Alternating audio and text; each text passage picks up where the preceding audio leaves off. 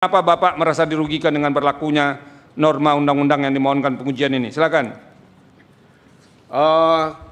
Kedudukan pemohon, legal standing. Pemohon adalah warga negara Indonesia yang berprofesi sebagai advokat dan wira swasta yang memiliki hak konstitusional berdasarkan pasal 27 ayat 1 Undang-Undang Dasar 1945 yang berbunyi segala... Enggak usah dibacakan, Pak. Bapak jelaskan saja nih, kalau advokat nih harus jelas, yang kecil-kecil kayak begini nih, lisan saja begitu, Pak. Oh, iya. Nah, coba Pak jelaskan ke kami, mengapa Bapak memiliki legal standing? Apa yang dirugikan Bapak dengan norma ini? Bapak jelaskan saja. Berdasarkan pasal 17, huruf H angka 5, ya. Undang-Undang Nomor 14 Tahun 2008 tentang keterbukaan informasi publik yang berbunyi catatan yang menyangkut pribadi seseorang yang berkaitan dengan kegiatan satuan pendidikan formal dan satuan pendidikan non formal. Pasal ini ya yang membuat gaduh rakyat Indonesia sekarang ini, karena ada yang berpendapat bahwa ijazah seseorang... Bukan, Pak. Yang Bapak terangkan ke kami itu kenapa Bapak dirugikan. Urusan orang lain itu Bapak tidak bisa mewakilinya, karena Bapak tidak menerima kuasa dari orang lain. Sekarang Bapak pemohon prinsipal, Bapak jelaskan mengapa Bapak dirugikan dalam norma ini. Nah, jangan ngambil orang lain, Pak. Ya. Kerugian saya yang saya rasakan, itu jelas. Apa itu kerugiannya? Adalah ini terjadinya gaduh di mana-mana. Oke. Ya, yang menyebabkan usaha-usaha kami itu sulit. Iya, sering ada demo, kemudian ada perdebatan dan sebagainya. Ya. Yang termasuk kami merasakan bahwa situasi ekonomi dengan adanya ini itu ikut terganggu juga. Oke, jadi gara-gara ijazah ini terganggu ekonomi, Pak, ya? Iya, betul. Oke, lanjut. Ya. Lanjut, apa lagi, Pak? Yang kedua, ini pasal huruf G intinya sama. Ya. Kemudian pasal 18 ayat 2 huruf A sama juga. Iya, akibatnya sama. Saya kira itu pokoknya. Ya, oke. Ya, sekarang alasan-alasan permohonan, Pak. Posita.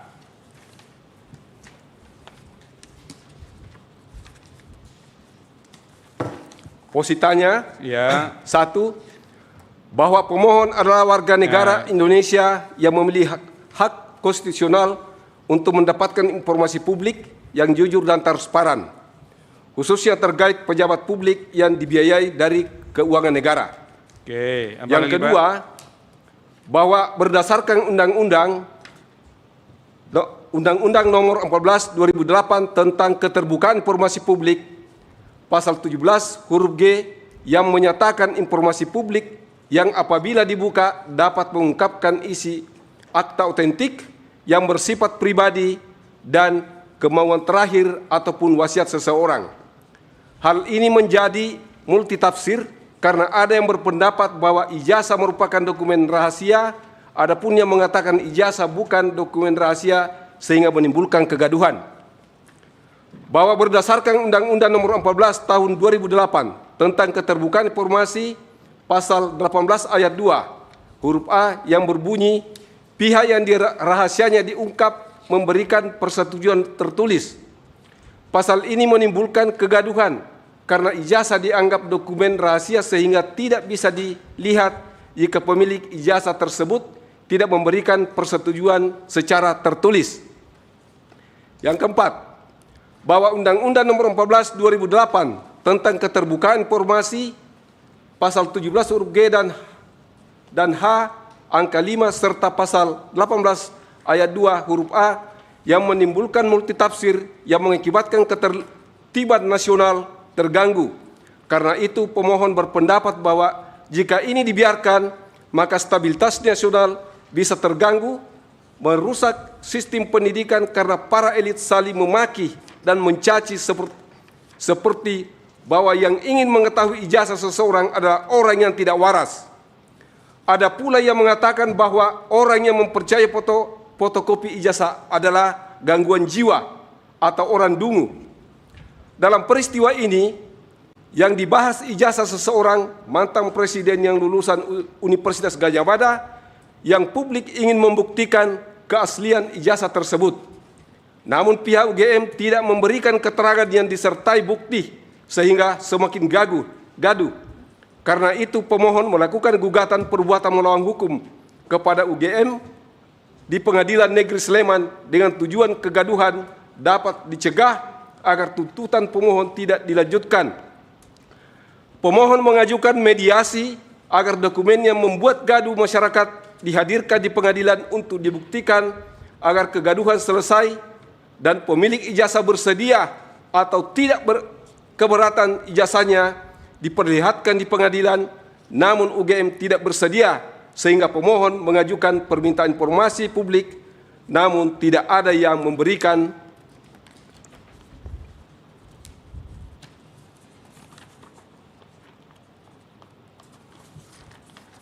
Dengan alasan dokumen yang dimohonkan minta adalah dokumen yang dikecualikan. Adapun badan publik yang telah pemohon mohonkan dokumen publik sebagai berikut. Saya kira tak usah dibacakan karena panjang. Ya, nggak usah.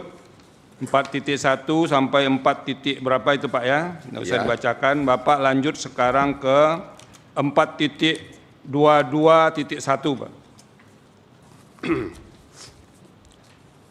Halaman 7.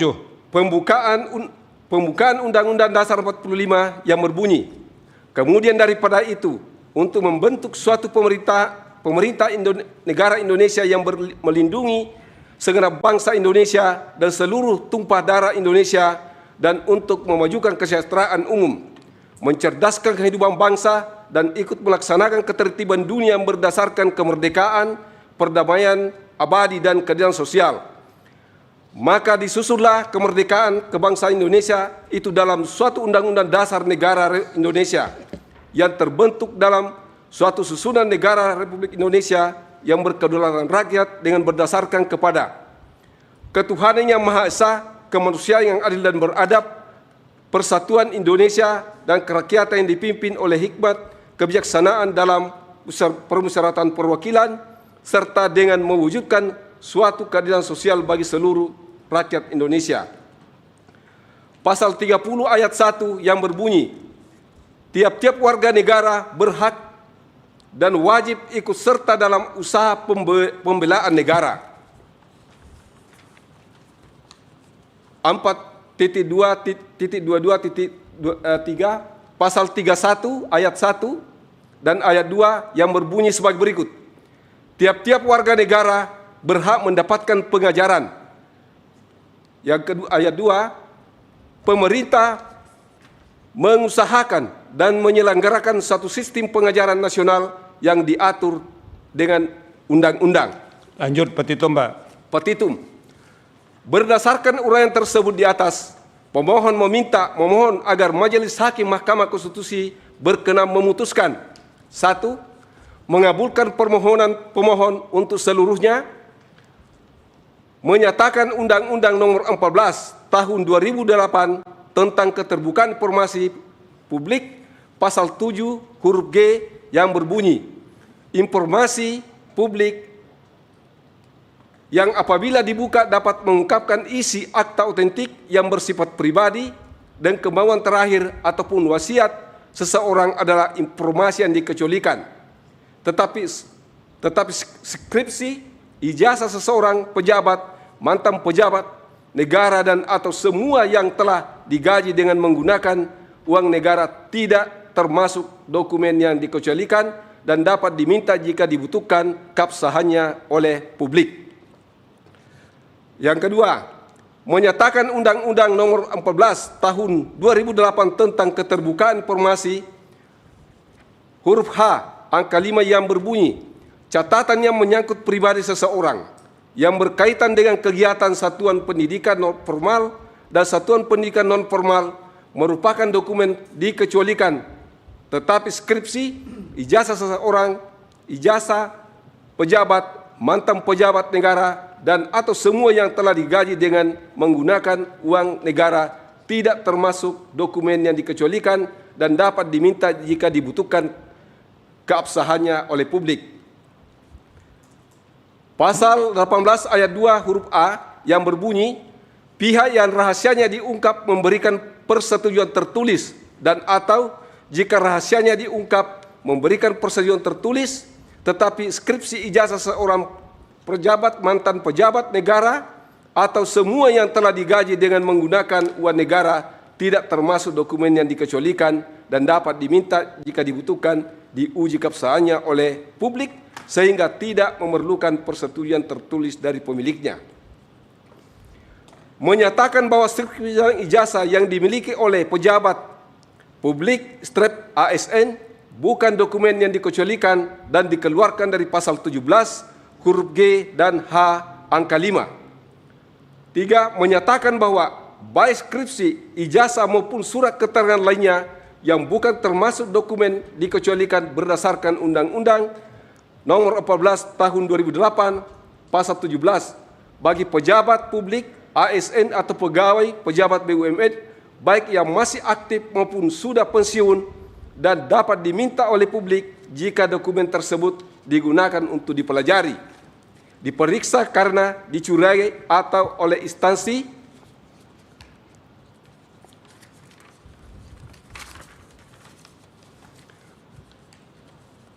yang memiliki kompetensi atau dapat diminta melalui pengadilan, baik pengadilan tata usaha negara maupun pengadilan negeri demi kepastian hukum. Memerintahkan penguatan putusan ini dalam berita negara Republik Indonesia sebagaimana mestinya. Apabila Mahkamah Konstitusi berpendapat lain, mohon putusan seadil-adilnya. Terima kasih. Terima kasih Pak Komardin sudah menyampaikan pokok-pokok permohonan. Tapi Bapak belum pernah baca peraturan Mahkamah Konstitusi nomor 7 tahun 2025 ya? Belum. Nah itu Pak, kalau sebagai lawyer itu Pak, kalau mau masuk di sini dipelajari itu bagaimana format permohonan. Jadi kalau di pengadilan negeri, PT UN, dengan Mahkamah Konstitusi beda Pak. Ya Pak ya, tapi nanti akan ada penasihatan untuk Bapak nanti berkaitan dengan permohonan ini. Terima kasih Pak Komardin yang sudah menyampaikan pokok-pokok permohonan. Nanti akan ada penasihatan dari majelis.